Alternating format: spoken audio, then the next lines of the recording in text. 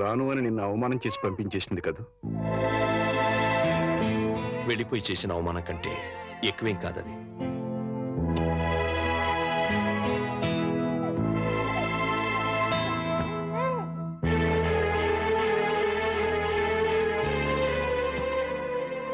వెళ్తాను మామగారు.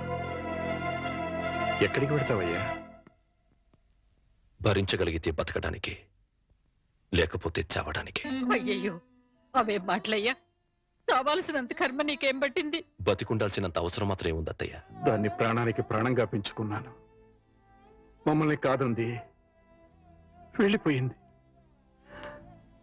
నీకు నేను పెట్టింది సంతోషించాను, ముచ్చట పడిపోయాను. ఇప్పుడు ఉన్న పేరు తీసేసింది, వెళ్ళిపోయింది అని. కానీ బాబు, నిన్ను అల్లుడిగా అనుకోలేదయ్యా, కొడుగ్గా భావించాను. ఇంకా నువ్వున్నావనే ధైర్యంతో ఈ గుండె ఆగిపోకుండా కొట్టుకుంటుందయ్యా.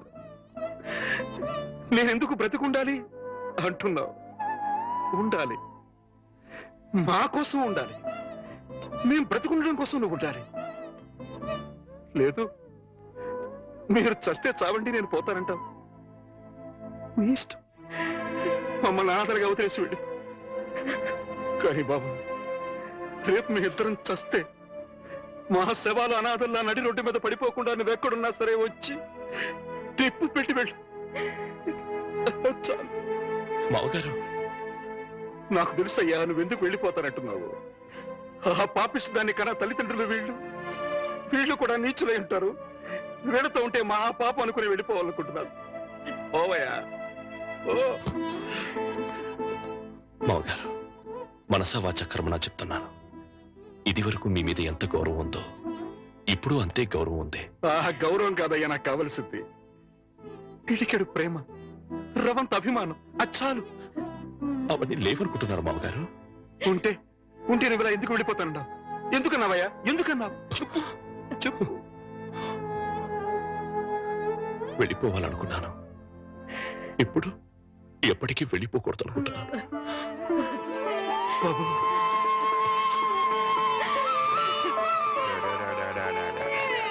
ఇప్పుడే పాలు పెట్టానండి. బిడ్డ ఎందుకు ఏడుస్తున్నాడో ఏమో.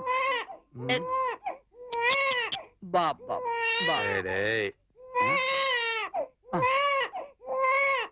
నా బాబు.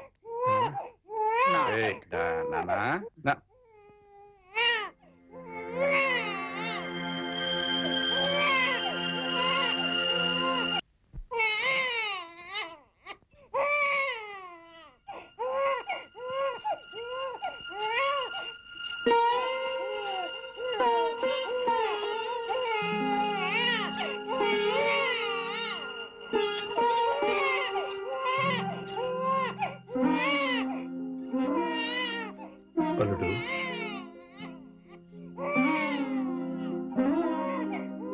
అల్లుడు,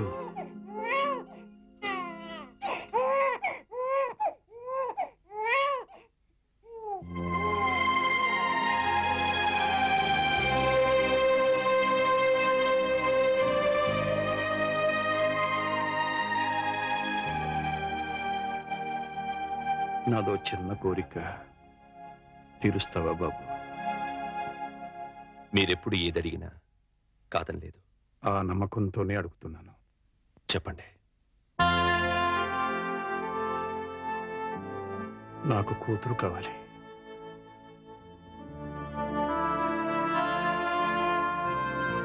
వాణిని నా కోసం కాకపోయినా బిడ్డ కోసమైనా ఇంటికి రమ్మని బతిమాలాడు.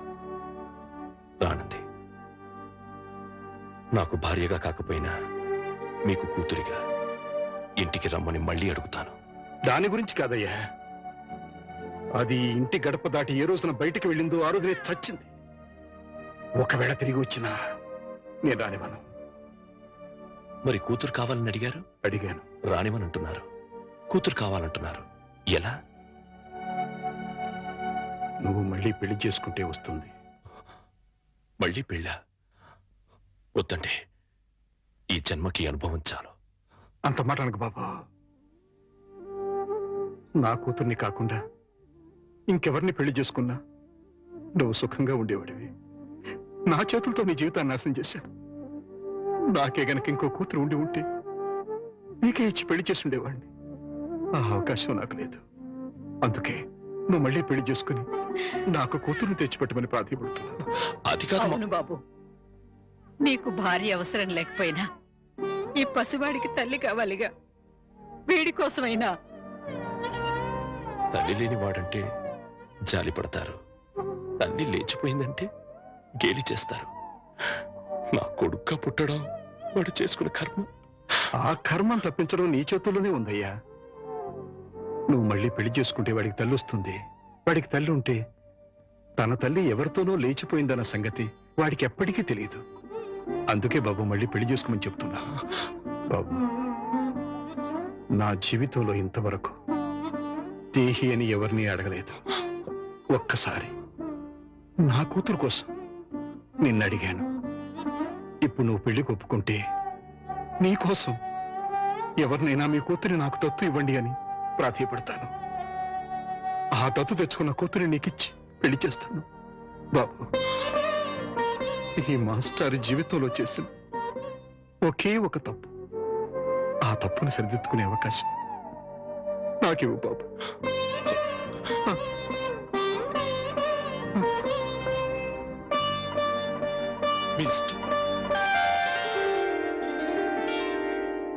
నమస్కారం మాస్టారు.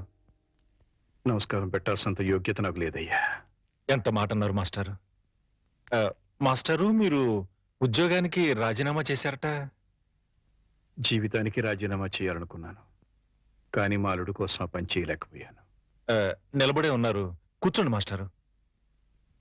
యాచించడానికి వచ్చిన వాడికి కూర్చుని అర్హత ఉండదయ్యా. అంత మాట అనకండి మాస్టారు.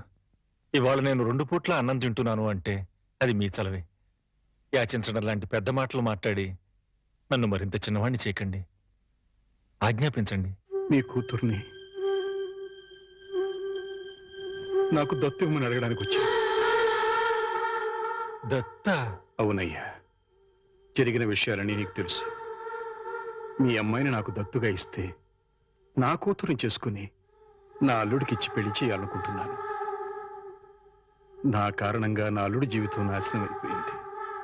మళ్ళీ అతని జీవితాన్ని చిగురింప చేయాలనుకుంటున్నాను. అందుకోసమే ఇంతగా వేడుకుంటున్నాను. 10 మందికి ఇవ్వటమే కాని ఎవరిని ఎప్పుడూ ఏది అడగని మీరు ఇలా అడుగుతుంటే హృదయం ద్రవించిపోతుంది.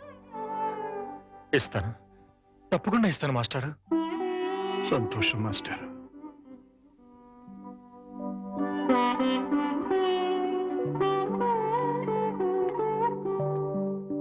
అమ్మా, నా మీద అభిమానంతో మాస్టర్ నిన్ను నా కూతురుగా దత్తు ఇవ్వడానికి ఒప్పుకున్నారు. నా కూతురుగా నా ఇంటికి రావడం నీకు ఇష్టమేనమ్మా? మా అల్లుడిని పెళ్లి చేసుకోవడం నీకు ఇష్టమేనా? ఆహా, బలవంతం ఏం లేదమ్మా, నీకిష్టం అయితేనే, లేకపోతే వద్దు.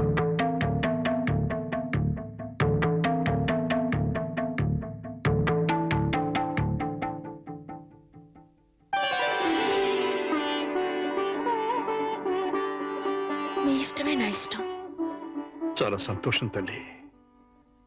జీవితంలో ఎందరికో ఎన్నో పాఠాలు నేర్పాను, కానీ ఈ రోజు మీ నుంచి మానవత్వం అనే కొత్త పాఠం నేర్చుకున్నాను.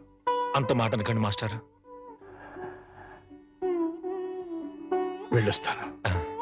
పెళ్లికి ముహూర్తం పెట్టించి వచ్చి అమ్మాయిని తీసుకువెళ్తాను. అలాగే.